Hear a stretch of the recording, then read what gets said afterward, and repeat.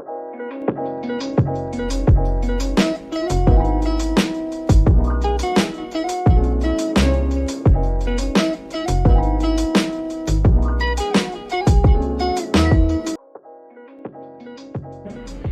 saya Nuracana Muslaila, NPM 210820101084 yang akan menjelaskan tentang latar belakang bisnis digital Gojek dan profil CEO Gojek beserta riwayat pekerjaan dari CEO Gojek.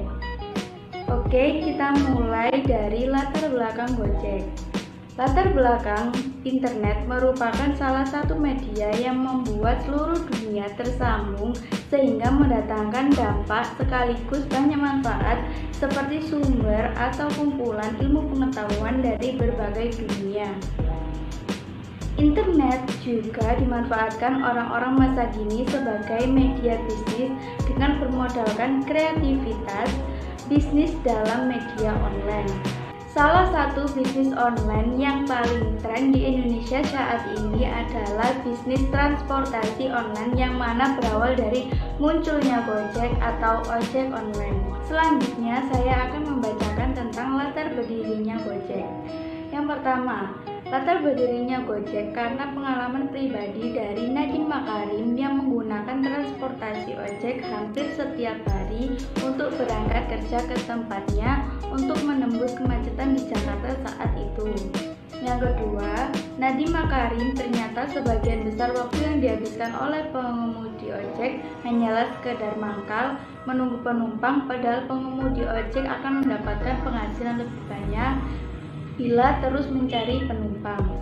Yang ketiga, ketersediaan jenis transportasi tidak sebanyak transportasi lainnya, sehingga seringkali cukup untuk dicari dirinya sendiri. Yang selanjutnya, saya akan membacakan tentang perkembangan Gojek. Gojek resmi berdiri dengan 20 orang pengemudi dan masih mengandalkan call center untuk menghubungkan penumpang dengan pengemudi ojek, yaitu bertepatan dengan tanggal 13 Oktober 2010. Selanjutnya, di pertengahan 2014, Nadiem mulai mendapatkan tawaran investasi berkat popularitas Uber kala itu. Di tanggal 7 Januari 2015, Gojek meluncurkan aplikasi berbasis Android dan iOS untuk menggantikan sistem pemesanan menggunakan call center. Nah, tadi kan sudah membahas tentang aplikasi Gojek. Sekarang ganti kita membahas tentang CEO Gojek atau orang yang menciptakan aplikasi Gojek. CEO dari Gojek sendiri bernama lengkap Nadiem Anwar Makarim, BA, MBA, yang lahir di Singapura 4 Juli 1984 dan beragama Islam, merupakan warga negara Indonesia yang berprofesi sebagai pengusaha dan politikus. CEO Gojek ini juga pernah belajar di SD negeri di Jakarta dan SMA di Singapura, lalu mengambil jurusan International Relations di Brown University, Amerika Serikat pada tahun 2002. Sempat mengikuti program Foreign Exchange di London School of Economics dan pada tahun 2009 mengambil pasca sarjana dan meraih gelar MBA Master of Business Administration di Harvard Business School. CEO ini juga pernah bekerja di sebuah perusahaan konsultan ternama McKinsey & Company di Jakarta selama 3 tahun, yaitu dari 2006 sampai 2009. Dan menjalani bisnis Gojek selama 2010 sampai 2019, lalu menjabat sebagai Menteri Pendidikan dan Kebudayaan 2019 sampai tahun sekarang. Nama saya Alfiansyah Dipermata, NPM 210820101048, yang akan menjelaskan mengenai tujuan dari dibuatnya bisnis digital Gojek dan pendanaan bisnis digital Gojek. Oke, kita mulai dari tujuan dibuatnya Gojek terlebih dahulu. Pertama, efisien. Efisien yang dimaksud adalah keefisien waktu yang diberikan. Kedua, praktis dan mudah digunakan karena hanya menggunakan internet dan aplikasi jasa layanan tersebut. Ketiga, nyaman karena setiap informasinya jelas seperti driver, nomor kendaraan, posisi kendaraan, lisensi pengendara, dan lain-lain. Keempat, cepat sebagai solusi agar terhindar dari kemacetan. Kelima, harga ekonomis karena customer hanya dikenakan biaya 8.000 sampai 10.000 rupiah untuk 4 kilo pertama. Keenam, solusi apabila kita malas keluar rumah untuk membeli makanan, pulsa, mengantar barang, dan lain-lain. Itu tadi tujuan dari dibuatnya bisnis digital Gojek. Untuk selanjutnya saya akan menjelaskan tentang pendanaan bisnis digital Gojek. Pada tahun 2015, bulan Juni, Gojek pertama kali mendapatkan kucuran dana dari NSI Ventures dengan besaran dana yang tidak dipublikasikan. Pada bulan Oktober, Gojek kembali mendapatkan kucuran dana dari Sequoia Capital dan DST Global yang juga tidak disebutkan jumlahnya. 2016, pada bulan Agustus, Gojek secara resmi mengumumkan pendanaan senilai 550 juta US dollar atau sekitar 7,2 triliun dari KKR, Warburg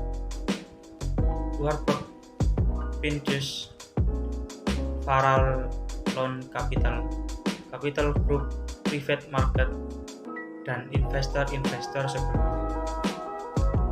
Gojek resmi berstatus sebagai unicorn pertama di Indonesia, yaitu startup dengan valuasi lebih dari 1 miliar US dollar. Pada saat itu, valuasi Gojek telah mencapai 1,3 miliar US dollar atau sekitar 17 triliun.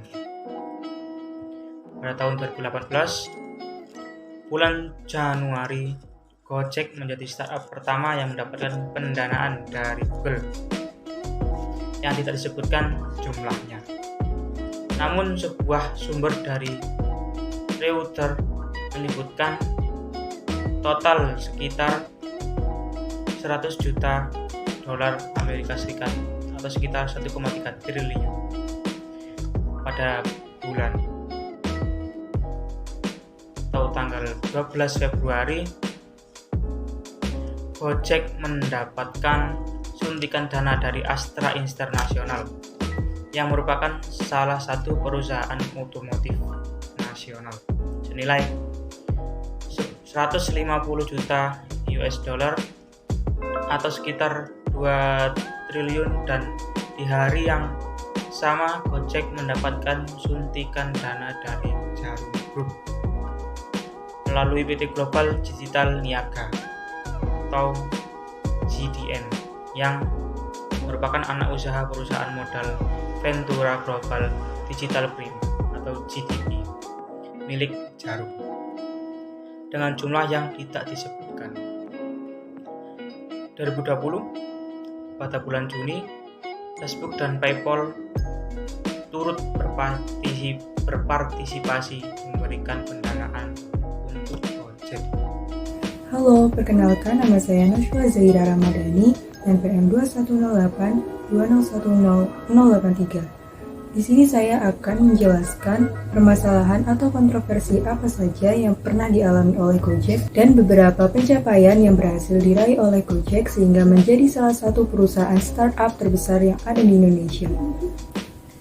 Permasalahan atau kontroversi yang pernah dialami oleh Gojek. Pertama, kontroversi ditolaknya kehadiran Gojek oleh ojek pangkalan atau ojek operasional. Kontroversi ini terjadi karena berkurangnya pendapatan pribadi bagi ojek pangkalan karena mereka menganggap bahwa hadirnya Gojek sebagai jasa layanan transportasi ini sebagai pesaingnya dalam memenuhi kebutuhan ekonomi. Dalam kontroversi ini, terjadi beberapa peristiwa, seperti halnya banyak Gojek yang menghadapi serangan secara fisik dalam bentuk penghadangan ketika memasuki wilayah tertentu. Dalam kontroversi ini, terjadi beberapa peristiwa, seperti halnya banyak Gojek yang menghadapi serangan secara fisik dalam bentuk penghadangan ketika memasuki wilayah tertentu. Selain itu, muncul baliho-baliho berisikan penolakan dimasuki wilayahnya oleh Gojek. Terjadinya penentangan ini berpotensi menimbulkan konflik antara kedua belah pihak yang mengharuskan pemerintah turun tangan menanggapi kontroversi ini. Seperti yang ditunjukkan oleh gambar di samping, di mana kejadian tersebut terjadi di kota Solo sekitar tahun 2017, yaitu terdapat sejumlah komunitas keluarga becak Solo dan ojek pangkalan Solo Raya yang berunjuk rasa ramai-ramai di depan balai kota Solo. Untungnya, situasi ini segera ditanggapi oleh wali kota Solo pada saat itu. Kedua, kontroversi legalitas beroperasi Gojek. Kontroversi ini berdasarkan pada pertanyaan apakah Gojek termasuk angkutan umum atau bukan. Dengan menggunakan UU Lalu Lintas nomor 22 tahun 2009 sebagai dasar hukumnya, UU Lalu Lintas tidak mengatur ketentuan keberadaan hukum ojek sebagai angkutan umum, melainkan ojek hanya sebagai kendaraan bermotor roda 2 untuk perseorangan yang terdapat di pasal 47 ayat 2 dan 3. Gojek diduga melanggar pasal 137 ayat 1 dan 2 UU Lalu Lintas 2009 yang menjelaskan bahwa kendaraan roda 2 atau sepeda motor hanya dapat digunakan untuk angkutan orang dan barang dan tidaklah dapat digunakan sebagai angkutan umum. Dengan tidak termasuknya Gojek sebagai layanan angkutan umum, maka operasionalnya menjadi ilegal. Kontroversi ini pada akhirnya berakhir dengan tetap beroperasinya Gojek tanpa adanya legalitas sebagai angkutan umum. Dirjen Perhubungan Darat Kementerian Perhubungan pada saat itu, yaitu Budi Setiadi, mengatakan bahwa ojek online ini dapat menjadi perantara sambil pemerintah memperbaiki kualitas angkutan umum. Ketiga, kontroversi ekspansi Gojek ke Malaysia. Berdasarkan pernyataan dari Samsu Bahri sebagai bos Big Blue Taxi mengatakan bahwa keberadaan Gojek di Malaysia berdampak terhadap profesi sopir taksi, sopir bus, dan lainnya. Dan pemerintah diminta tidak boleh mengabaikan kekhawatiran ini. Perdana Menteri Mahathir Mohamad sebagai Perdana Menteri Malaysia mengingatkan bahwa masyarakatnya tidak dipaksa untuk menggunakan Gojek. Dia mengatakan bahwa kehadiran Gojek akan bermanfaat bagi usaha kecil dan juga dapat menyediakan ribuan lapangan pekerjaan bagi kaum muda di sana. Meski pemerintah Malaysia memberikan lampu hijau Gojek akan beroperasi di Malaysia, tapi belum tentu semua warga Malaysia setuju dengan beralasan bahwa pemerintah Malaysia semestinya fokus meningkatkan layanan sistem transportasi publik daripada mengizinkan transportasi sepeda motor. Belum lagi pekerjaan pengemudi Gojek yang sangat berisiko karena pengemudi sama sekali tidak memiliki perlindungan sosial dan jaminan pensiun dari perusahaan. Itulah beberapa kontroversi atau permasalahan yang pernah dialami oleh Gojek. Walaupun sebenarnya masih banyak permasalahan lain terkait Gojek seiring perkembangan waktu. Selain memiliki kontroversi yang sempat menggegerkan publik, namun Gojek berhasil meraih banyak pencapaian yang tentu kita sebagai masyarakat Indonesia harus bangga dan menjadikan pencapaian ini sebagai patokan agar kita sebagai kaum milenial harus lebih semangat lagi dalam meraih cita-cita. Berikut merupakan beberapa pencapaian yang berhasil diraih oleh Gojek. Pertama, Gojek berhasil meluncurkan aplikasi pertama di platform mobile phone pada tahun 2015 yang mampu menarik minat pelanggan baru dalam waktu singkat, sekaligus memperkenalkan model bisnisnya di masyarakat luas. Sebagai bukti bahwa saat diluncurkan pada bulan Januari 2015, jumlah pengemudi hanya sekitar 700 orang. Pada pekan keempat bulan Maret 2015, jumlah pengemudinya sudah mencapai 3.700 orang. 2. Gojek mampu merevolusi gaya hidup masyarakat dalam menggunakan jasa transportasi, terutama ojek. dan memperkenalkan lini bisnis lainnya seperti GoRide, GoFood, GoSend, GoMart, GoPrint, serta jasa pembayaran melalui GoPay. 3. Gojek juga terus mendapatkan guyuran dana dari investor seperti dari SoftBank sampai Google, seperti yang sebelumnya telah dijelaskan di slide pendanaan Gojek. 4. Profil Nadiem Makarim sebagai CEO Gojek banyak dicari oleh masyarakat melalui berita seputar kehidupan pribadinya, mulai dari riwayat pendidikannya, agama, dan lain-lain. 5. Pada tahun 2019, Gojek memiliki lebih dari 2 juta driver yang tersebar di seluruh Indonesia, dan penggunanya sudah mencapai ratusan juta dengan jumlah pemesanan lebih dari 3 juta setiap harinya. 6. Gojek memiliki kurang lebih 17 layanan dan membawahi 13 anak perusahaan dan berhasil melakukan ekspansi ke 5 negara di Asia Tenggara, yaitu Vietnam, Thailand, Singapura, Filipina, dan Malaysia, dan juga tersebar di 207 kota. 7.